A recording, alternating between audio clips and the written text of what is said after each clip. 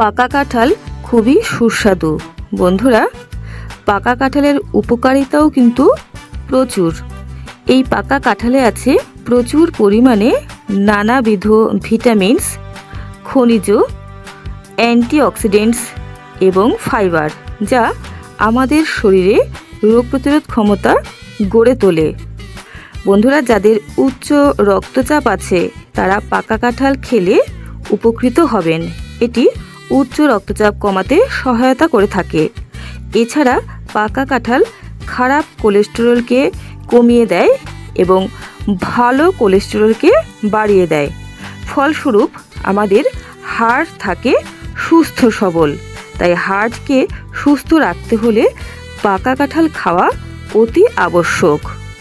বন্ধুরা, পাকা কাঁঠালে প্রচুর পরিমাণে ক্যালসিয়াম আছে, যা হাড় শক্ত রাখতে সহায়তা করে থাকে। তাই যাদের হাড় ক্ষয় হয়ে যাচ্ছে অথবা গিটে গিটে ব্যথা, তারা পাকা কাঁঠালের মরশুমে পাকা কাঁঠাল অবশ্যই খাবেন, তাহলে কিন্তু উপকার পাবেন। এটিতে প্রচুর পরিমাণে ফাইবার আছে, যা কোষ্ঠকাঠিন্য দূর করতে সহায়তা করে এবং খাবার হজম হতেও কিন্তু সহায়তা করে থাকে। তাই যাদের হজমে গণ্ডগোল আছে এবং কোষ্ঠকাঠিন্য আছে, তারা পাকা কাঁঠাল পর্যাপ্ত পরিমাণে নিয়মিত খেলে উপকৃত হবেন। বন্ধুরা, পাকা কাঁঠাল শরীরের রোগ জীবাণু ধ্বংস করতেও কিন্তু সক্ষম।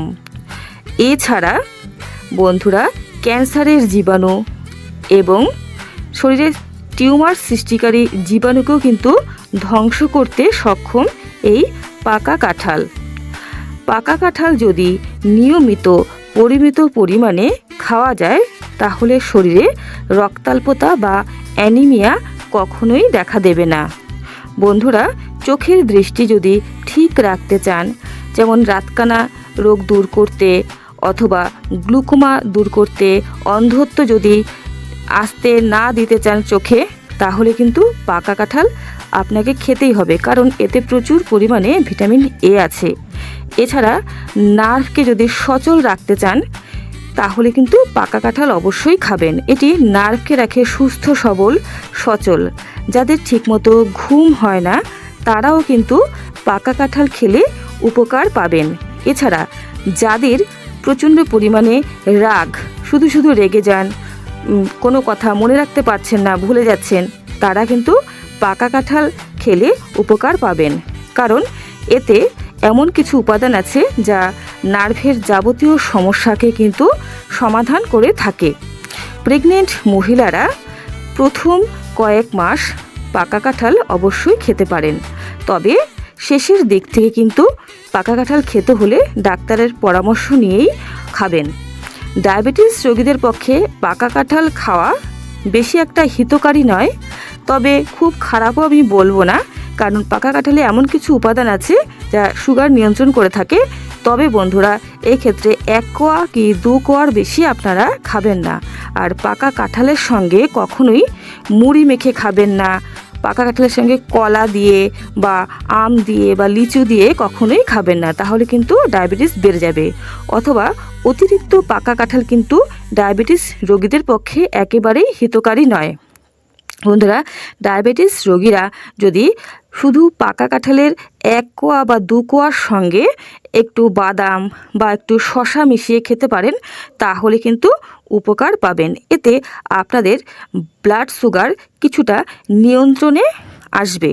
তবে আমি বলবো, ডায়াবেটিস রোগীদের পক্ষে পাকা কাঁঠাল না খাওয়াই ভালো। আপনারা এঁচোড় খাবেন, তাহলে কিন্তু উপকার পাবেন।